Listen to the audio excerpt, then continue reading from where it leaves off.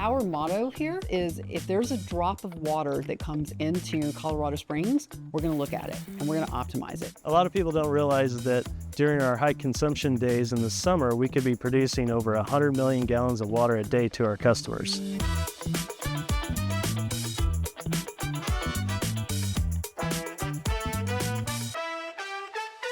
We have the best water in the country. When it comes in, it's pristine. We don't have to do a lot to make it even better. People don't realize that we actually do this. A lot of people see fresh water out of a stream and they think that's what's delivered. It's important that water to be delivered through here to remove those contaminants that are in the water invisible to the eye so that we ensure that it's safe, clean drinking water to our community. In the earlier days, water was much more for irrigation than it was for drinking. William Palmer, after founding Colorado Springs, he dug the El Paso Canal. People almost assuredly drank that water, and it was an open pit from Fountain Creek. The issue became not so much that people were afraid of cholera or typhoid. They didn't like the sticks. They didn't like the dirt. That was what was inconvenient. Probably by World War II, most municipalities were chlorinating their water and at least filtering it.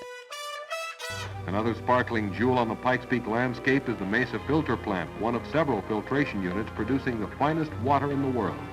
This was our first water treatment facility that we built in 1942. It was a conventional water treatment process, been around from early 20th century. The same as it is today, the conventional treatment process hasn't changed a lot. It's the most widely used process throughout the country. The water arrives in Colorado Springs where it must be purified at one of the water department's treatment plants.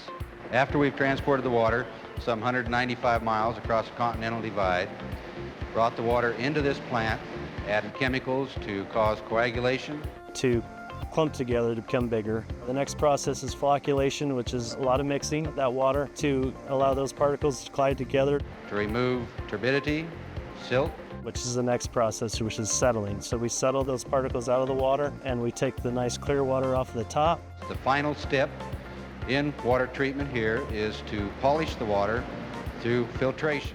And then we filter out anything else that was left over and send it to our customer with disinfection. Destroy the pathogenic organisms that would cause disease. The pathogens and viruses to grow within our distribution system. So in 1974, Congress passed the Safe Drinking Water Act. It didn't go so much into the protection of, it just set a baseline of standards. The bulk of the Safe Drinking Water Act compliance samples are pulled at the water treatment plants. Each water treatment plant has their own laboratory, and they continue to this day.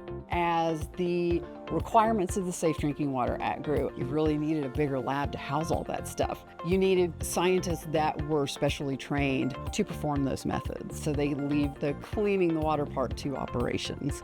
So even though the conventional treatment process is the same today as it was in 1942, a lot of the technology has changed to make these facilities better and to produce a higher quality product going out to the customer.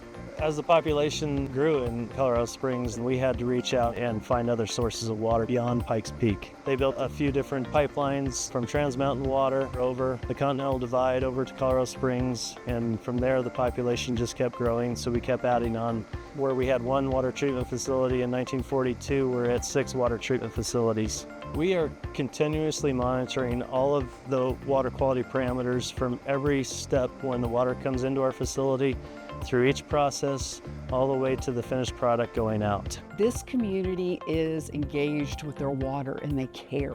They care because it's what they're drinking, but they care because they love the outdoors, they love the environment here, and they want it protected. But we also have people in this laboratory. Every one of the people here cares about this community. We drink this water, our kids drink this water. There is someone in this laboratory looking at this water 24 hours a day, 7 days a week. Our operators know that they cannot make mistakes. They're always aware of what's going on. They take a lot of pride in their job to make sure that they're putting out safe drinking water for the community. It gives you a sense of pride to know that you're responsible for that.